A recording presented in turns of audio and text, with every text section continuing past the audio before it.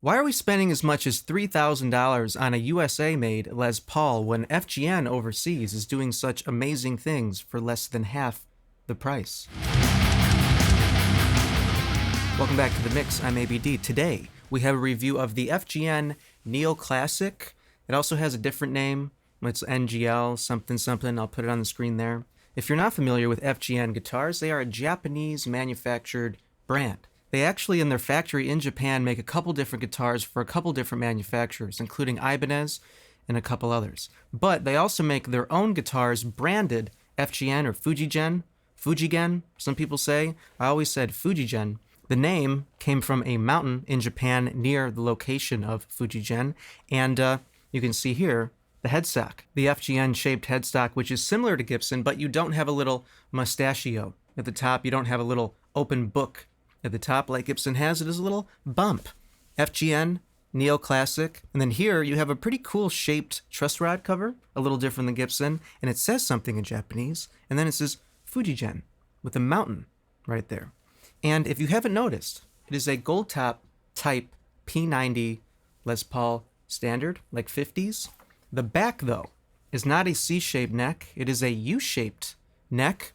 And the pickups are a little different than what you would find in a Gibson 2. They are not Alnico 5. They are ferrite magnets in these pickups, which you would usually find in gold foil pickups. Fender did a run of gold foil pickups not that long ago.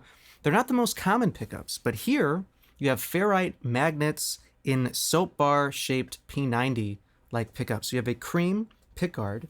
You have a Goto bridge and tailpiece. I got this guitar directly from a Japanese guitar store in Tokyo, Japan, and I had a little bit of issue importing it. I had to pay custom fees. They opened it up and they were inspecting it for animal products or something because one of the straps was like leather. And so it took like 4 months for me to get the guitar, but then I finally got it.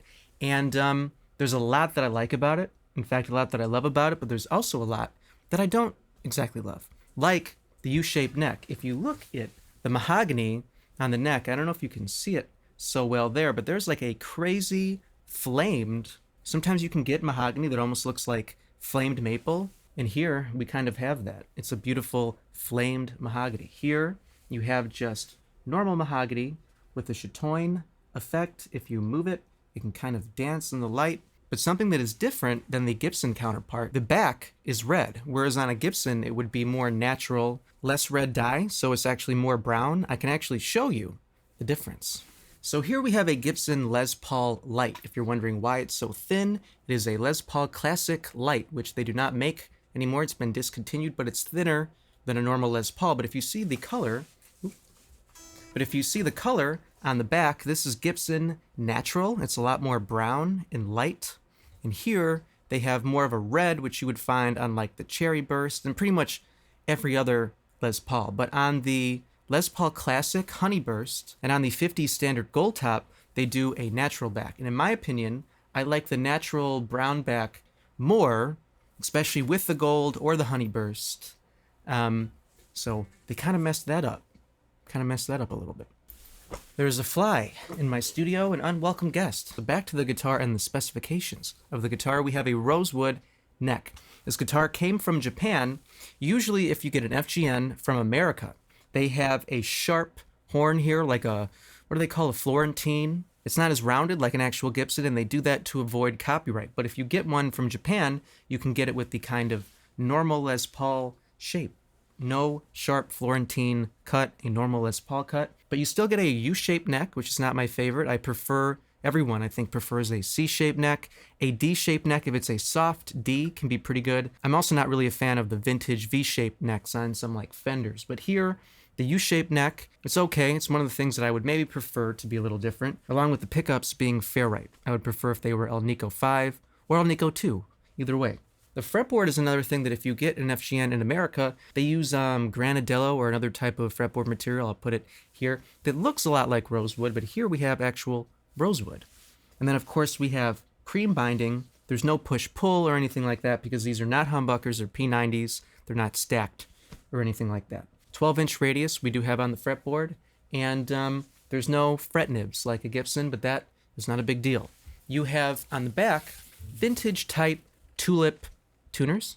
that work pretty well. I haven't played the guitar in a little while, and it stayed pretty well in tune. And I think it looks like a composite bone nut. So ferrite pickups definitely have a distinct sound. They definitely sound different than an Alnico 5, which you would find on most guitars, or an Alnico 2. Usually, when you have a P90, it's Alnico 5, it's kind of high output. Here, we don't have that, so it's a unique kind of tone you get from this guitar. But we do have Alnico 5 P90s that we can compare it to, so we will do that.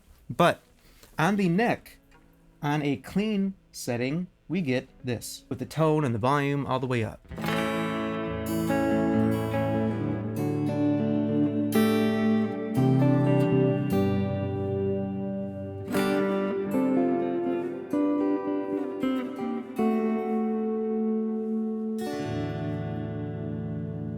So it has a good sound. I don't hate it. It kind of a little bit reminds me of the hollowness that you kind of get from a ceramic pickup. It also kind of reminds me of a Jazzmaster pickup where it's highly saturated. There's not as much punch, and you'll kind of realize that when we turn up the gain.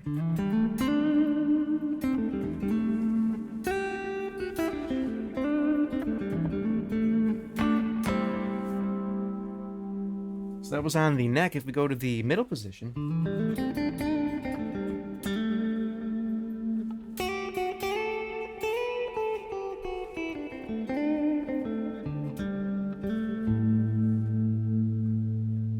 so it is very easy to play. The action is at about 2 millimeters on the bass side and about 1 millimeter on the treble side. Maybe a little low on the treble side for me. I usually like about 2.5 millimeters action. I feel like the more action gives you a little bit more of a pop, but that's my personal preference. A lot of people like really low action because they want to chug and get around the fretboard really easily. So here, it was set up with low action. It was almost intonated perfectly. The G and the high E needed to be intonated a little bit, but besides that, it was almost good. Another thing that FGN or Fujigen has, so that other brands, really no other brand has, is what's called their circle fretting system. And I don't know exactly how it works, but in simple terms, the way that they fret the fretboard, as the frets go higher up on the neck, technically, the traditional way of fretting a fretboard doesn't achieve perfect intonation everywhere on the fretboard. There are parts of the fretboard where the note might be a little sharp or a little flat. And so what they did to accommodate for that is they created a circle fretting system that changes the shape of the fret as it goes up the neck, so you have perfect intonation on every fret all the time.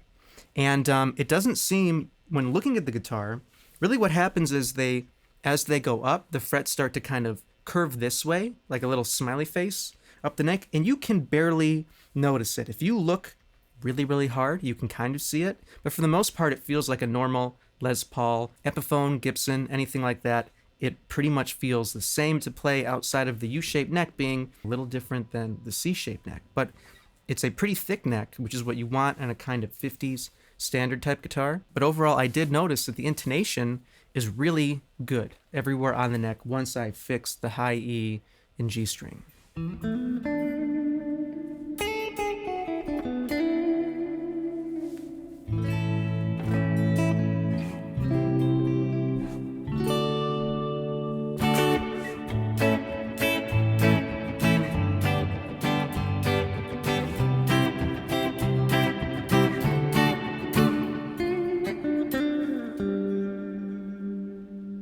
So again, I would probably raise the action a little bit for my personal preference, but the fact that it's able to get so low as 2 millimeters with no or very little buzz throughout the fretboard is really impressive. So they did a great job of leveling the fretboard.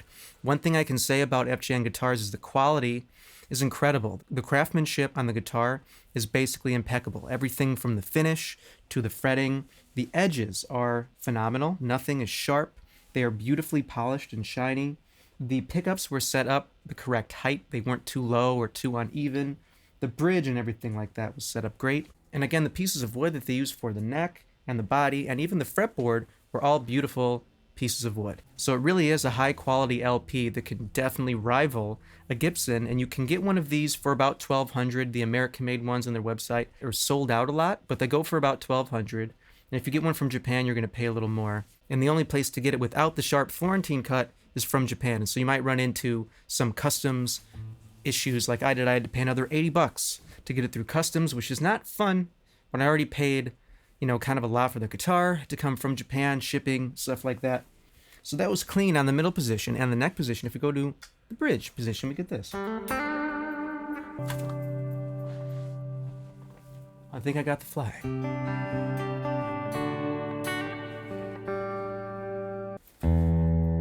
So the tuners might not be the best because I just had to tune it up again, but I can tell you if I were going to keep the guitar, which I'm not, I would definitely have to change the tuners because they're not great and I don't really love the look of them. And then I would change the pickups to something with Alnico 5. But overall, I think that's worth it because you're saving like $1,800 not getting a Gibson. You could put Gibson pickups in here and still be saving over $1,500. Crazy. That's better.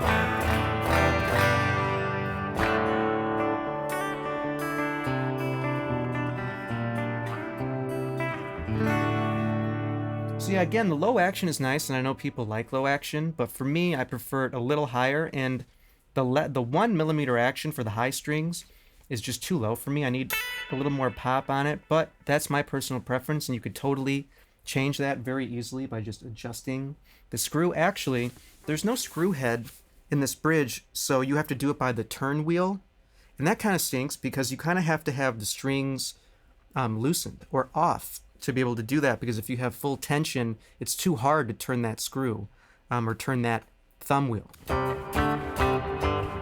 So there's a little bit of buzz too, so that's another reason that I would probably want to bring up the action. A little tiny bit of buzz.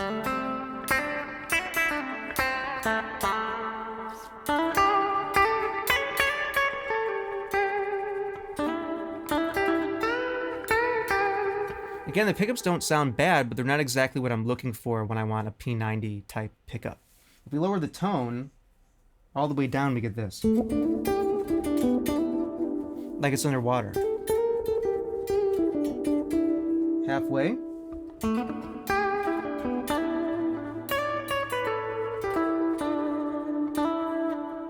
And all the way back up.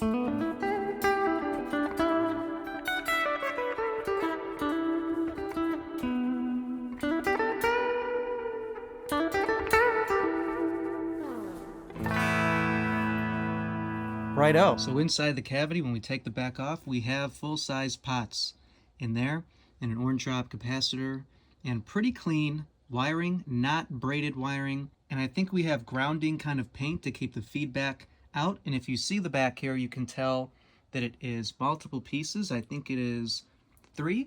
I think it's a 3-piece body. I can't really tell. What do you think by looking at the back here? It's kind of hard to tell. But full-size pots, good thing, good times. So back to some tones. So, sounds good. It definitely sounds good. It plays really great. It looks absolutely beautiful. Another thing that I could talk about briefly is the color. Here is antique gold, and it is a little different than Gibson's gold. It is a little more brassy colored than gold, at least than Gibson's Goldtop. It's just a little different. It's got some sparkles in it, and it's just a little darker orangey than Gibson. Just something to point out on the guitar. So now, what does it sound like with high gain? Can you chug? Can it chug? Let's find out. So back to the neck.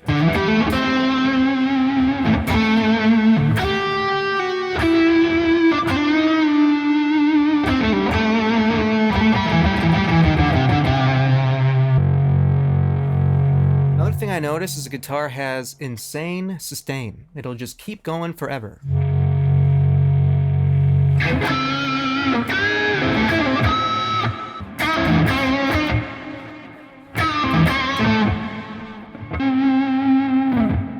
So again, very easy to play and very saturated type pickups if you go to the bridge.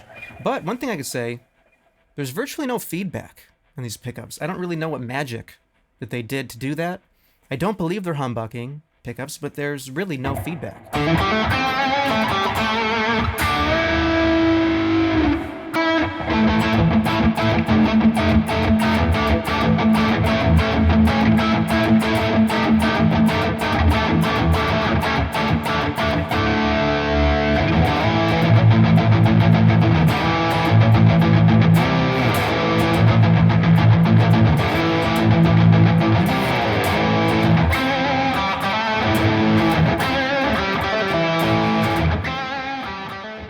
So there is definitely a little bit of buzz. I think that action would probably need to be brought up, but it's very easy to play. Can it chug? Not really. It's really meant for more clean tones. It does sound really good on high gain, but it's not really a metal machine that you would use. But people know that. You're not really getting P90s to make metal. I mean, I'm sure some people do. But if you want a solo over something, it's really nice, saturated, sustainy, in-your-face kind of tones. The bridge is also not too harsh. I think it sounds good for a bridge pickup.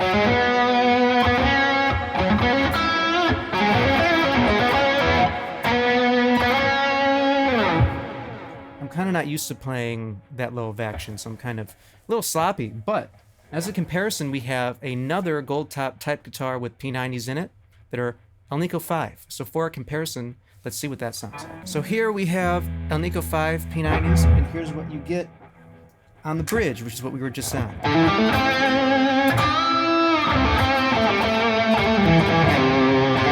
Let me tune up.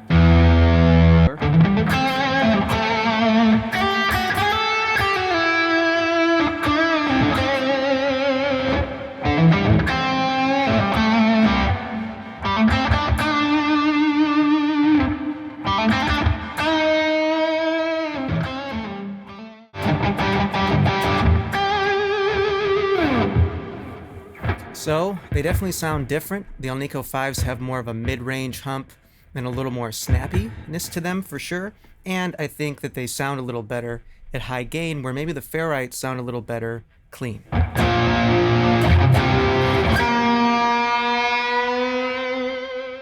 And so that is pretty much everything. We've gone through the specifications of the guitar. We've gone through the setup and the QA, which were both pretty great. The finish and all of that, beautiful. The pieces of wood that they chose to build the guitar out of are incredible, especially that flamed mahogany neck. And the tuners could definitely be replaced. They are not all that great. If we look at them, I don't know what brand they are. They don't say anything on them. They're probably Goldtop, which is kind of a disappointment that they don't work that well. But these vintage type tuners, in my opinion, pretty much always don't work that well. You could put a set of locking tuners on there, and I think that would make a big difference. The wood is amazing, which makes the guitar sustain incredibly well. The finish is a little different than you would find on like a Les Paul standard. The neck shape is a little different than you would find. It's a U shape. It's still nice and thick and feels good to play. Very easy to play. And the rest of the hardware, I believe, down here is Goto silver hardware. And we took a look at the inside to see that there are full-size pots, high-quality pots in there. Overall, a really great guitar. Definitely a great alternative if you're looking for a Les Paul type guitar. If you want the non-Florentine cut, you do have to get it from Japan, pay a little more money, worry about customs and things like that. But if that's what you want to do, you can do it. Or if you don't care about the rounded horn and you would like a Florentine cut, you can get it from the FGN website in America. But right now, most of their guitars are sold out. So I don't know when you might have to wait to get one, but you can find their website in the description. I believe if you're overseas, Andertons carries FGN guitars. They may have some in stock. Here in the States, it's a little harder to get them. Pitbull Audio carries them, but they're all out of stock, and they don't carry all of them. And even on FGN's American website, they've removed a lot of their guitars. So I don't know if they're getting ready to relaunch some new stuff or if they're kind of truncating their business. I can't really imagine that because I think that they sell pretty well in the US. I think that's why they're sold out all the time. But if you go on Reverb or even eBay, you can sometimes find used ones from Japan that run like $700-800. You can sometimes get a good deal. So check out those different options if you do want an FGN type guitar. They also have a cherry burst finish in a white like Les Paul Custom and a black Les Paul Custom. And if you get it from Japan, you can get a cherry red one and a number of other ones that they're a little more rare. So thank you for watching. If you enjoyed this review or if you like this guitar or if you hate it, let me know in the comments down below. Like, subscribe, all that good stuff. Thank you for watching. And until next time, be awesome, play guitar, and definitely check out FGN guitars. They don't just have LP types, they have Strat types and Tele types. They make basses, and they make a couple like original shapes. So go check them out. Thank you for watching. Till next time, play guitar, be awesome.